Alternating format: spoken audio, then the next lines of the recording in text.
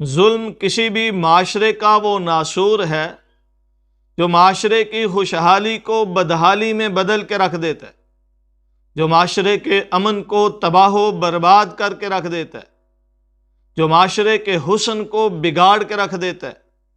اور ظلم صرف یہ ہی نہیں، کوئی بڑا کسی چھوٹے کے ساتھ زیادتی کرے تو ظلم ہے، کوئی صاحب اقتدار رعایا میں سے کسی کے ساتھ زیادتی کرے تو ظلم ہے، کوئی صاحب حیثیت کسی مفلس غریب کے ساتھ زیادتی کرے تو ظلم ہے، اور غریب جو مرضی کرتا رہے وہ ظلم نہیں، ظلم کہتے ہیں وضع الشیء فی غیر موضعہ، کہ کسی بھی چیز کو اس کے مقام و منصب سے ہٹا دینا یہ ظلم ہے۔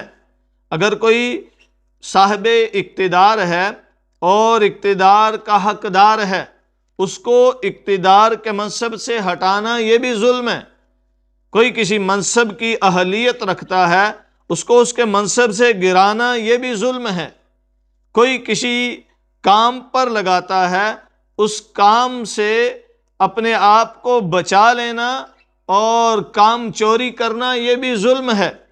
کوئی کسی کے حوالے کوئی چیز کرتا ہے، اس چیز میں کمی بیشی کرنا، زیادتی کرنا یہ بھی ظلم ہے۔ ظلم کا دائرہ بڑا وسیع ہے اور ہر کوئی ہم میں سے اس ظلم کی دلدل میں پھنسا ہوا ہے۔ ہم دوسروں پہ انگلیاں بڑے آرام سے اٹھاتے ہیں کہ وہ فلاں ظالم ہے، فلاں ظالم ہے، لیکن اپنے گریباں میں نہیں جھانکتے، اپنے آپ میں نہیں دیکھتے کہ ہم کتنے ظالم ہیں۔ ہم فروٹ رنگ لگا کر بیچتے ہیں، یہ ظلم ہے۔ ہم دودھ میں پانی ملا کر بیچتے ہیں، یہ ظلم ہے۔ ہم مسالوں میں پاؤڈر ملا کر بیچتے ہیں، یہ ظلم ہے۔ ہم کپڑوں کو کچا رنگ لگا کر بیچتے ہیں، یہ ظلم ہے۔ ہم چیزیں 2 نمبر بیچتے ہیں، 1 نمبر کی مہر لگا کر، یہ ظلم ہے۔ ہم اپنے دروازوں کے باہر 3-3 4-4 فٹ سیڑھیوں کی مد میں جگہ گھیر لیتے ہیں، راستہ بند کرتے ہیں، یہ ظلم ہے۔ ہم کوڑا کرکٹ والی چیز کوڑا کرکٹ کے ڈھیر پہ پھینکنے کی بجائے راستے میں پھینک دیتے ہیں، نالی میں پھینک دیتے ہیں، یہ ظلم ہے۔ ہم پھلوں کے چھلکے راستے میں پھینک جاتے ہیں، یہ ظلم ہے۔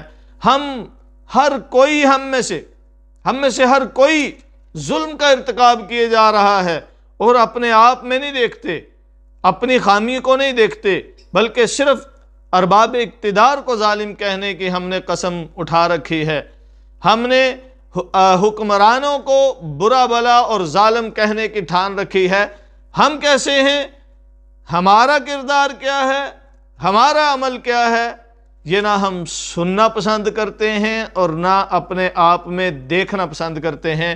حالانکہ اللہ تعالیٰ نے یہ جو 2 آنکھیں دی ہیں، ان آنکھوں کا استعمال یوں کرنا چاہیے کہ ایک آنکھ سے اپنی برائیاں دیکھو اور دوسری آنکھ سے لوگوں کی اچھائیاں دیکھو، اور ہم اس کا الٹ کرتے ہیں، ان آنکھوں سے اپنی اچھائیاں دیکھتے ہیں اور دوسروں کی برائیاں دیکھتے ہیں، جس کی وجہ سے دوسرے ہمیں برے نظر آتے ہیں اور خود کو ہم سب سے اچھا سمجھتے ہیں۔ حالانکہ ایسا ہے نہیں۔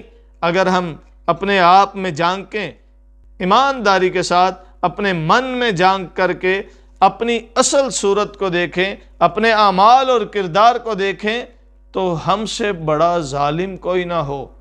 ہمیں اپنے آپ کو سدھارنے کی ضرورت ہے، اپنے آپ کو سنوارنے کی ضرورت ہے۔ ہم سنوریں گے تو پھر دوسروں کو سنوارنے کی بات کر سکتے ہیں۔